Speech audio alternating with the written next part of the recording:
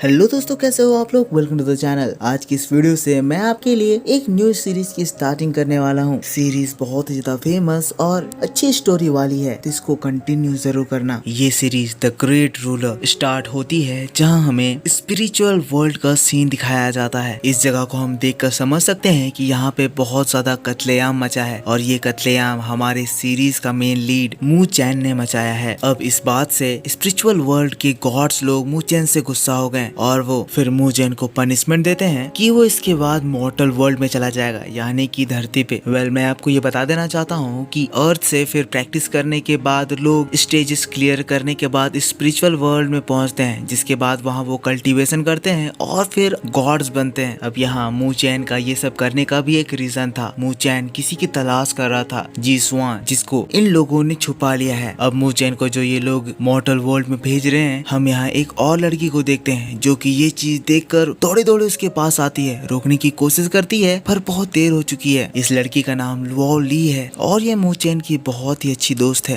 अब scene shift हो जाता है और हम लोगों को अभी से 1.5 साल बाद का समय दिखाया जाता है। इस जगह को नॉर्थ स्पिरिचुअल एकेडमी कहा जाता है। ये अर्थ में एक जगह है, ये एक एकेडमी है जिससे टीचिंग लेकर लोग अपने लेवल को बढ़ाकर फिर अपर वर्ल्ड में जाते हैं। हम देखते हैं हमारा हीरो मू चैन यहाँ पे अपनी कल्टीवेशन कर रहा है, क्योंकि उसे स्पिरिचुअल वर्ल्ड से अभी अब मॉर्टल वर्ल्ड में भेज दिया गया है, तो उसकी काफी सारी पावर्स भी चली गई हैं। इसीलिए अब मू चैन को दोबारा से सब कुछ प्रैक्टिस कर वो सारी पावर्स को अचीव करना होगा। मू चैन यहाँ अपनी उस दोस्त लुओ ली को याद भी कर रहा है। ऐसे जाते जाते लुओ ली ने उसे प्रॉमिस लिया था कि वो मू चैन का इंतजार 5 ग्रेट अकेडमीज में करेगी। एक कंपटीशन होता है जिसमें कि मोटर वर्ल्ड के लोग भी एक कंपटीशन में हिस्सा लेते हैं। ये कंपटीशन एक बहुत ही इंपॉर्टेंट कंपटीशन होता है। पर तभी हम इस सीरीज के एक और इम्पोर्टेंट कैरेक्टर को देखते हैं। इसका नाम क्वेनर है और ये मू चैन की दोस्त है। अभी अभी ये मू चैन के ऊपर अपने स्वॉर्ड से हमला करी थी, पर मू चैन उसके इस हमले को आराम से रोक दिया था। इसी बात पे क्वेनर उसकी तारीफ करती है, क्योंकि वो बहुत जल्द ही सेंसेशन लेवल को अचीव कर लिया है और क्योंकि क्वेनर मू चैन से हायर लेवल पर है, इसीलिए वो मू चैन को टेस्ट कर रही थी। और फिर उसके बाद वो लोग इस नॉर्थ स्पिरिचुअल एकेडमी में आ जाते हैं। क्वेनर उसको बता रही है, एक बार तुम स्पिरिचुअल वर्ल्ड से एडवांस कर जाओगे तो फिर तुम हेवन वर्ल्ड में पहुंच जाओगे।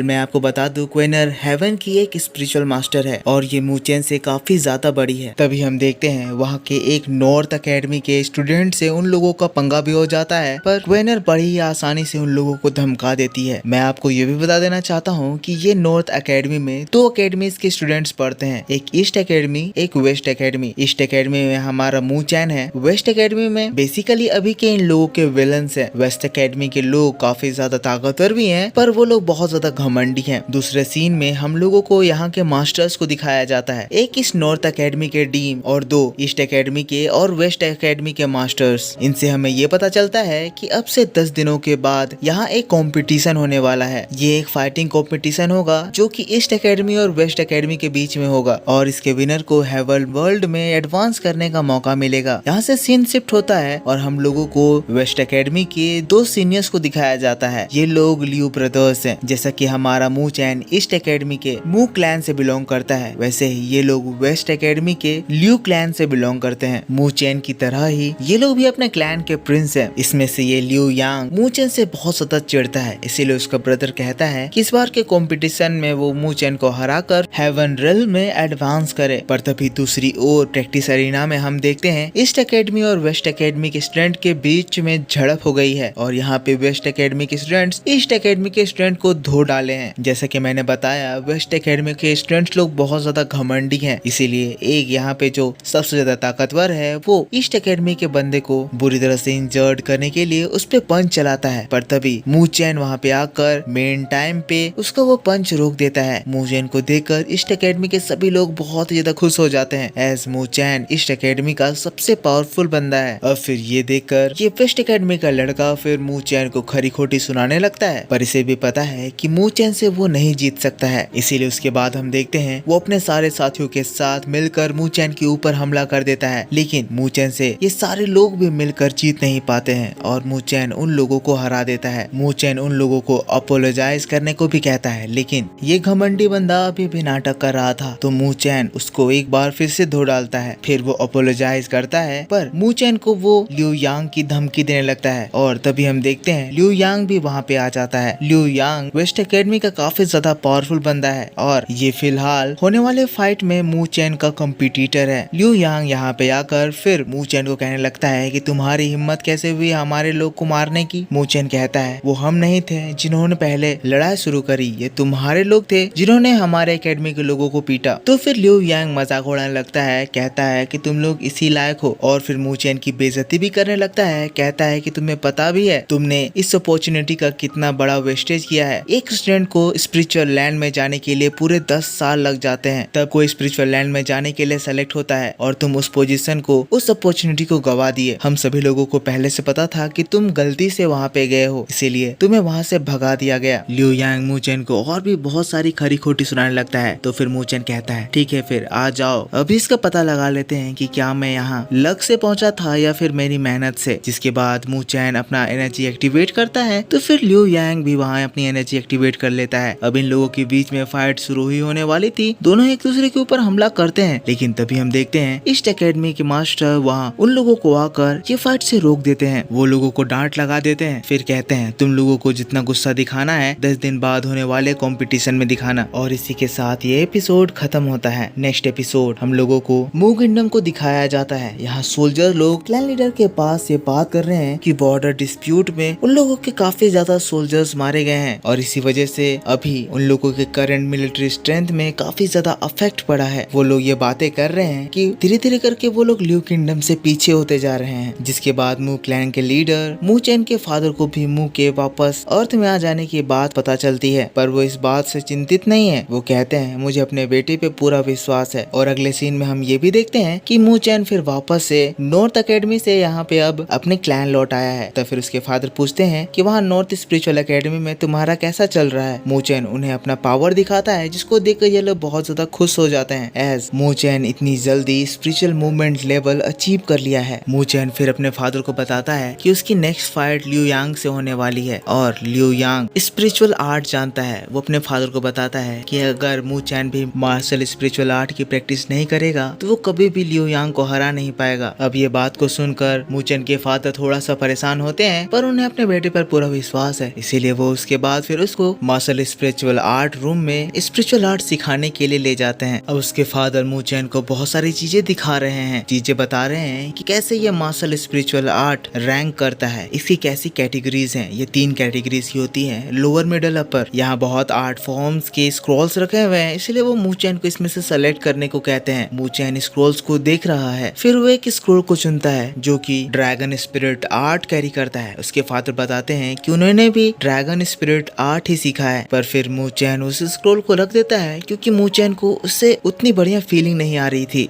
जिसके बाद फिर मू चैन आगे बढ़ता है और फिर एक स्क्रॉल के ढेर में उसे एक पेंडेंट जैसा कुछ दिखाई देता है। ये स्क्रॉल नहीं था, पर ये भी एक स्पिरिचुअल आर्ट ही था। इसका नाम द ग्रेट बुद्धा आर्ट है। उसके फादर बताते हैं कि इस आर्ट की तो कोई लेवल ही नहीं है, क्या तुम सच में इसको चुनना चाहते हो। मू चैन सोचता है, जिसके बाद वो इसमें मंजूरी देता है। कहता है फादर मैं इसी को चुनना चाहता हूँ क्योंकि मुझे इससे ये फीलिंग आ रही है कि अगर मैं इससे नहीं चूज करा तो मैं बहुत ज्यादा रिग्रेट करूंगा। सो मू चैन इस आर्ट फॉर्म को चूज करता है। फिर उसके फादर बताते हैं जानते हो मू चैन, तुम्हारी मॉम ये आर्ट फॉर्म तुम्हारे लिए छोड़ कर गई थी, पर उसने मुझसे कहा था कि अगर तुम इस आर्ट फॉर्म को नहीं चुने तो मैं तुम्हें खुद से इसको चूज करने के लिए ना बोलूं और मैं इसको ऐसे ही दबा के रख दूं। पर देखो तुमने खुद से इस आर्ट फॉर्म को चूज करा, तुम सच में अपनी मॉम के बेटे हो। मू चैन इमोशनल हो जाता है, कहता है फादर आपने कहा था मेरी मॉम जिंदा है, प्लीज मुझे बताइए वो कहाँ है। उसके फादर कहते हैं मू चैन मैं चाहता हूँ कि मैं तुम्हें बता दूं, पर तुम्हारे मदर ने मुझसे प्रॉमिस लिया है कि मैं तुम्हें उनके बारे में ना बताऊं। उन्होंने मुझे कहा कि अगर मैं तुम्हें उनके बारे में बताऊंगा तो तुम्हें उसके लिए हार्म पहुंचेगा। मू चैन कहने लगता है मेरी मदर ने मेरे लिए आप लोगों को और इस क्लैन को छोड़ दिया, ये सारी गलती मेरी है। तो फिर उसके फादर कहते हैं नहीं मू चैन, इसमें तुम्हारी गलती नहीं, इसमें मेरी गलती है, मैं तुम्हारी मदर को रोक नहीं पाया। अब ये दोनों ही इमोशनल हो रहे हैं। जिसके बाद फिर मू चैन कहता है फादर मैं एक दिन मेरी मॉम को जरूर ढूंढ लूंगा, पर उससे पहले मैं इतना काबिल बन जाऊंगा कि आप लोगों को मेरे बारे में चिंता करने की जरूरत नहीं पड़ेगी। जिसके बाद मैं मॉम को यहाँ पर लेकर आऊंगा और मैं हमारी फैमिली को दोबारा रियूनाइट करूंगा। ये बात सुनकर मू चैन के फादर बहुत ही ज्यादा इमोशनल हो जाते हैं और बहुत ही ज्यादा खुश भी हो जाते हैं। और फिर मू चैन के फादर कहते हैं मू चैन तुमने ये ग्रेट बुद्धा आर्ट चुना है क्योंकि तुम्हारी मॉम ये चीज छोड़ कर गई है, ये कोई ऑर्डिनरी आर्ट नहीं होगा। अब तुम जाओ इसको प्रैक्टिस करो और मुझे लगता है जैसे जैसे तुम इसके इसके लेवल को पार करोगे तुम्हें सारी बातें खुद पता चलती जाएंगी। और फिर नेक्स्ट सीन में हम देखते हैं मू चैन उस ग्रेट बुद्धा आर्ट से अपनी कल्टीवेशन करना लग जाता है। वो अपने सी ऑफ कॉन्शियसनेस में है जहाँ वो पहला अपना थ्रेड पाता है, पर उसे रियलाइज होता है कि ये तो काफी ज्यादा स्ट्रॉन्ग है। लेकिन वो अपने फादर को दिए हुए प्रॉमिस, लुआओ ली को दिया हुआ प्रॉमिस पूरा करना चाहता है, इसीलिए वो अपना जोर लगाकर फिर से उस आर्ट को अग्रेसिवली प्रैक्टिस करने लगता है। वहीं दूसरी ओर हम देखते हैं लिu यांग का ब्रदर लिu यांग के लिए एक स्पेशल पिल लेकर आया है। ये एक स्पिरिट डिस्ट्रक्टिव बीड है जिसको खाने के बाद स्पिरिचुअल पावर बहुत ही अग्रेसिवली बढ़ जाती है। लिu यांग कहता है फादर ने मुझे ये क्यों दिया है? क्या फादर को नहीं लगता कि मैं कोई काम का हूँ? क्या उन्हें नहीं लगता कि मैं अपने पावर से इस मू चैन को नहीं हरा पाऊंगा? तो फिर उसका भाई कहता है देखो हम चाहते हैं कल के फाइट में तुम मू चैन को हराने के साथ साथ उसे बहुत ही ज्यादा इंजर्ड कर दो, इतना ज्यादा इंजर्ड कि उसकी स्पिरिचुअल गेट भी बंद हो जाए और फिर दोबारा वो कभी अपनी कल्टीवेशन ना कर पाए। दूसरी ओर फिर से हमें मू चैन को दिखाया जाता है जो कि अपने बुद्धा आर्ट को प्रैक्टिस कर रहा था, जिसमें उसे इसकी बातें पता चलती है। यहाँ बुद्धा आर्ट 3 स्टेजेस पे है, बेस, शेप और कॉन्शियसनेस, जिसमें हमें पता चलता है मू चैन ने इसके बेस लेवल को अचीव कर लिया है। मू चैन खुश हो गया है क्योंकि इसके बाद उसकी बॉडी में काफी ज्यादा स्पिरिचुअल पावर फील हो रही है और उसे अपनी स्ट्रेंथ भी काफी ज्यादा इंक्रीज लग रही है। मू चैन अपनी पावर को यूज करता है जिसको देखकर उसके फादर के सेनापति आ जाते हैं। ये लोग मू चैन की तारीफ करने लगते हैं क्योंकि उसने बहुत जल्द ये सीख लिया है। एक्चुअल में ये मू चैन को मोटिवेट भी करने आए हैं क्योंकि कल मू चैन का एग्जाम है, वही कंपटीशन जिसके बाद वो हेवन रेल में जाएगा और वहाँ से अगर वो क्वालिफाइड हो गया तो फिर वो 5 ग्रेट एकेडमीज में पार्टिसिपेट कर पाएगा। मू चैन के अंकल भी उसकी काफी ज्यादा तारीफ करते हैं। मू चैन भी काफी ज्यादा मोटिवेट हो जाता है, पर मू चैन के फादर कहते हैं मू चैन तुम ये पत्थरों पे अटैक करके ये मत समझो कि फाइट इस तरह की होने वाली है, क्योंकि कल की तुम्हारी फाइट बहुत ज्यादा इंपॉर्टेंट है, इसीलिए मैं देखना चाहता हूँ कि तुम कितना सीखे। इसीलिए वो कहते हैं कि मू चैन कौन से फाइट करना होगा। मू चैन घबरा जाता है कि मैं आपसे कैसे फाइट कर सकता हूँ, आप एक ड्रैगन स्पिरिट आर्ट के मास्टर हैं, मैं आपसे कभी भी नहीं जीत सकूंगा। तो फिर उसके फादर कहते हैं मैं तुम्हें अपने स्पिरिचुअल बीस्ट से फाइट करने को कह रहा हूँ, तुम्हें इसको हराने के लिए 3 मूव्स दिए जाएंगे, अगर तुम इसको हरा दिए तब फिर मैं समझ जाऊंगा कि तुम लिu यांग को भी बहुत आसानी से हरा दोगे। और तब हम मू चैन के फादर के स्पिरिचुअल बीस्ट को देखते हैं, ये तो काफी ज्यादा खतरनाक और बड़ा है, जिसको देखकर मू चैन घबराता है। तो फिर मू चैन के फादर कहते हैं चिंता मत करो, मैं इसके साइज को कम कर दे रहा हूँ, मैं इसकी स्ट्रेंथ को भी कम कर दूंगा ताकि ये तुम्हारे पावर को टेस्ट करने के लिए कॉम्पेटिबल रहे। फिर अब वो स्पिरिचुअल बीस्ट मू चैन के ऊपर हमला करने लगता है। मू चैन अपना 2 अटैक तो यूं ही बर्बाद कर देता है, जिसके बाद फिर लास्ट अटैक में जब वो स्पिरिचुअल बीस्ट उसके ऊपर हमला करता है वो एक एनर्जी बैरियर बनाकर उसको रोकने लगता है, क्योंकि इस बार का अटैक पिछले बार से भी और ज्यादा खतरनाक था। पर मू चैन के फादर इस अटैक को और भी ज्यादा स्ट्रॉन्ग कर देते हैं। मू चैन घबराने लगता है, लेकिन फिर वो अपनी मॉम को याद करता है और अपनी इस नीड को याद करता है जिसकी वजह से वो ये प्रैक्टिस कर रहा है। जिसके बाद वो अपने इस न्यू पावर को यूज करने का सोचता है और फिर जब वो इसको यूज करता है हम देखते हैं मू चैन उस बीस्ट के अटैक को डिस्ट्रॉय कर देता है। अब मू चैन के फादर ये देखकर तुरंत ही इस फाइट को रोकते हैं, अपने बीस्ट को वापस बुला लेते हैं और तभी हम ये भी देखते हैं कि मू चैन अपने लेवल को एडवांस भी कर देता है। अब ये इस ग्रेट बुद्धा आर्ट के 2nd लेवल यानी शेप लेवल तक पहुंच गया है। ये चीज देखकर वो लोग बहुत ही ज्यादा शॉक्ड हो जाते हैं। फिर ये सीन यहाँ से शिफ्ट हो जाता है, हम लोगों को नेक्स्ट डे का सीन दिखाया जाता है। यहाँ पे नॉर्थ स्पिरिचुअल एकेडमी में फाइटिंग अरीना में सभी लोग इकट्ठा हो चुके हैं। कुछ ही देर में फाइट स्टार्ट होने वाली है, पर अभी भी हमारा हीरो मू चैन कहीं भी दिखाई नहीं दे रहा है। और तभी हम देखते हैं यहाँ के डीन भी आकर रूल समझाने के बाद इस फाइट को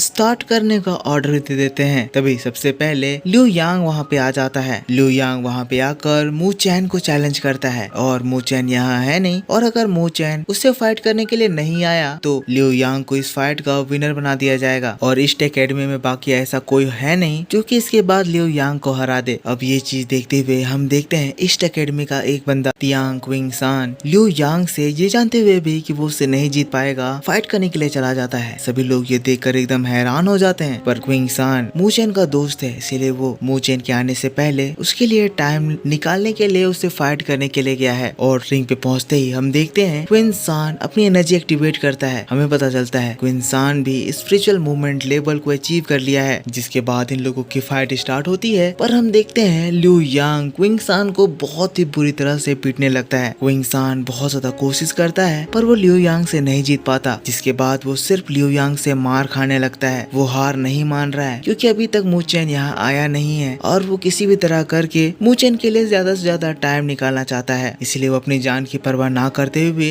लिू यांग को और चैलेंज पे चैलेंज करता है। इसी वजह से लिू यांग उसको जान से मारने के लिए उसके ऊपर एक बहुत ही स्ट्रॉन्ग अटैक करता है। पर तभी हम देखते हैं मूचेन की वहाँ एंट्री होती है जो कि उसके उस पावरफुल अटैक को रोक देता है और इसी के साथ ये एपिसोड यहाँ खत्म होता है। नेक्स्ट एपिसोड सबसे पहले मूचेन अपने दोस्त क्विंग सान को थैंक्स कहता है और फिर उसको बाहर भेज देता है और फिर डीन के कहने पर इन लोगों की मैच स्टार्ट होती है, फाइट स्टार्ट होती है। हम देखते हैं लिू यांग मूचेन के ऊपर बहुत ही हेवी खतरनाक अटैक करे जा रहा है, पर फिलहाल मूचेन उसके सारे अटैक को बहुत ही इजीली डॉज कर रहा है। वो अटैक को डॉज कर रहा है, ब्लॉक कर रहा है, पर वो हमला नहीं कर रहा है। इसकी वजह से काफी सारे ओपिनियन आ रहे हैं, जैसे कि लिू यांग का भाई कह रहा है मूचेन का लिू यांग से जीतने का कोई चांस नहीं है, एज लिू यांग स्पिरिचुअल मूवमेंट लेवल के मिडिल स्टेज में है, वही मूचेन इसके अर्ली स्टेज में है। दूसरी ओर इधर ईस्ट एकेडमी और वेस्ट एकेडमी के मास्टर के बीच में भी बातें होने लगती है, जिसमें ईस्ट एकेडमी के मास्टर मूचेन के बारे में कह रहे हैं कि मूचेन काफी बढ़िया परफॉर्म कर रहा है, उसको लिू यांग के सारे अटैक्स के फ्लोज के बारे में मालूम है, इसलिए वो उनको बहुत ही इजीली डॉज कर रहा है। तो फिर वेस्ट एकेडमी के मास्टर कहने लगते हैं कि अगर लिू यांग अपनी पावर को गैदर कर कर मूचेन के ऊपर हमला करेगा तो मूचेन का काम वहीं पे तमाम हो जाएगा, एज मूचेन की पावर लिू यांग से काफी ज्यादा कम है। इधर हम देखते हैं धीरे धीरे करके